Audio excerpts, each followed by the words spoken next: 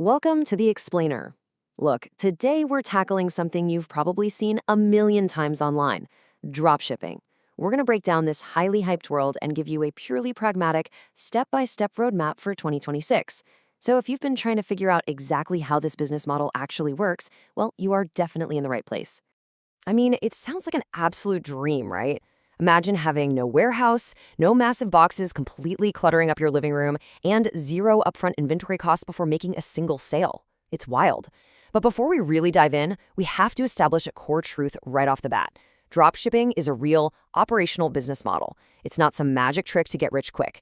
You're still going to need a solid product, a reliable supplier, a trustworthy store, and of course, actual paying customers. To get a realistic grip on how the whole shebang works, we're walking through 6 crucial phases today. We'll cover the dropshipping reality, finding products and suppliers, building your infrastructure, marketing your store, calculating your true profit, and finally, avoiding those classic beginner mistakes. All right, let's start with a reality check. Section 1, the dropshipping reality. This really brilliantly illustrates the mechanical difference. Just take a look at the top flow there. In traditional retail, you buy the inventory first, pay to store it somewhere, and then you pack and ship it yourself when an order comes in. But with dropshipping, the whole process is completely flipped. You just create an online store and list a supplier's products. When a customer buys from you, only then do you go and order that exact item from your supplier. And the kicker? The supplier ships it directly to your customer. Your profit is literally just the difference between what the customer paid you and your total costs. Now, here is a harsh truth that catches honestly so many beginners completely off guard.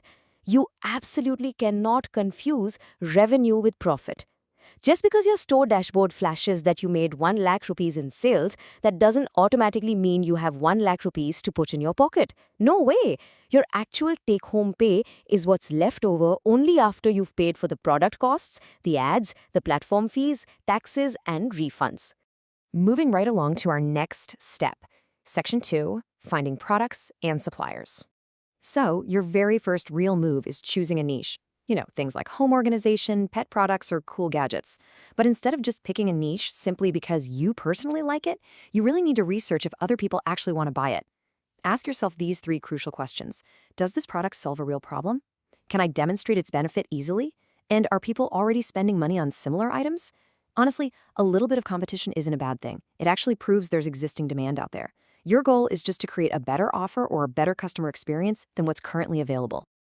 Okay, we really need to talk about this massive trap. You see a random, crazy product on social media and you think, oh man, that's viral. I'm totally going to sell it. Please don't do that. Research it first.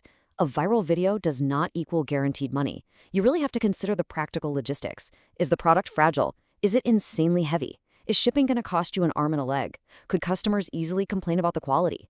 Never just throw money at a trend without considering the real-world logistics of actually getting it to a buyer safely. And that brings us to your supplier, who is, without a doubt, the absolute backbone of your operation. Remember, your customer has no idea you're dropshipping, and honestly, they don't care. They just care about getting what they paid for. So you have to vet your suppliers rigorously. Don't just pick the absolute cheapest option you find. Look really closely at product quality, shipping times, and their return policies. A dirt cheap product with terrible quality is inevitably going to lead to refunds, complaints, and probably a banned advertising account. Be extremely honest about delivery times. And a pro tip, if possible, always order a sample for yourself so you can actually see the quality with your own eyes first. Transparency builds trust, for sure. Okay, let's dive into setting things up. Section 3, building infrastructure. You need somewhere to actually sell, right? Thankfully, modern e-commerce platforms make it so you don't have to build everything from scratch. But here's the real secret. Your store does not need hundreds of complex pages. Simple is almost always better. Your product page just needs to hit the trustworthy essentials. We're talking clear images, upfront pricing, and a completely seamless checkout process. Take the time to create your own branding. Definitely don't just copy a competitor word for word. And this point right here is absolutely vital for today's consumers. It might be super tempting to use high-pressure tactics because, well, you see other people doing it. But please, do not make fake inventory claims like only 2 left if it's simply not true. Your ultimate goal is to make your store look professional, reliable, and trustworthy, not desperate. Before you even think about taking a single order, you have to complete these legal and payment steps. This is the stuff beginners always seem to ignore. You need to research the legal requirements that apply to your specific country and business structure. For example, if you're operating in India, you have to understand the specific current rules there.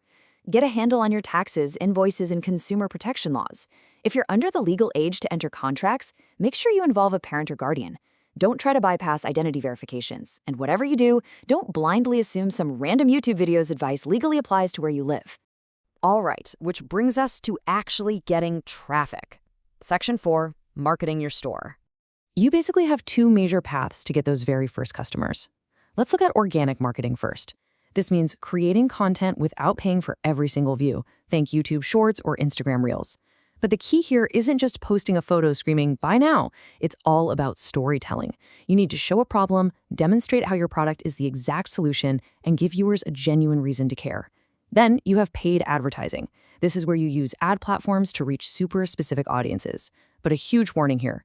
Do not throw money into ads without understanding your numbers and carefully tracking every single penny you spend. This builds perfectly into the most important part of this entire explainer. Section 5, calculating true profit. Let's look really closely at a hypothetical 1,000 rupees sale. So the customer hands you 1,000 rupees. Awesome, but let's break it down. First, you have to subtract 450 rupees for the actual product itself and the shipping cost to get it to them. Then, you subtract 50 rupees for the payment processing and platform fees. Next, let's say your advertising cost to acquire that specific customer was 250 rupees.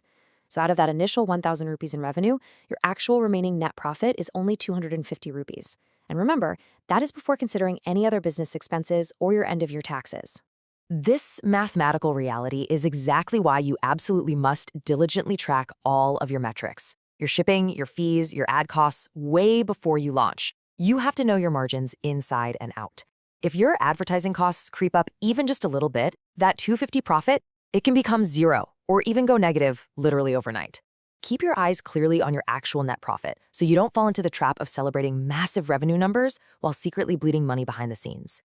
As we wrap up our roadmap today, we really need to slay a few dragons. Section 6, avoiding beginner mistakes. You want to avoid these 6 major mistakes like the plague. We've talked about doing your product research and definitely not just choosing the cheapest, lowest quality supplier. We know copying another store is a fast track to absolutely nowhere, and spending money you can't afford to lose on ads is incredibly dangerous. Always respond professionally to customer issues and honor your return policies. But number 6, that is the real killer, expecting instant success. Look, your first product might fail. Your first advertisement will probably fail. Your first store might not convert a single visitor. And you know what? That is completely normal. It's just part of the learning process. I really love this quote because it grounds everything we've been talking about today. Dropshipping is just a supply chain model. That's literally it. Ultimately, your results are going to depend entirely on your execution, your marketing angles, your customer experience, and how well you manage your costs. It does not depend on some secret viral trick.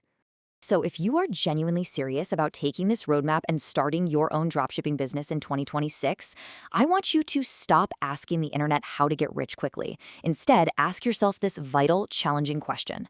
How can I create an offer, a brand, and an experience that people actually want to buy into? Because if you can answer that, you don't just have a dropshipping store. You have a real, lasting business.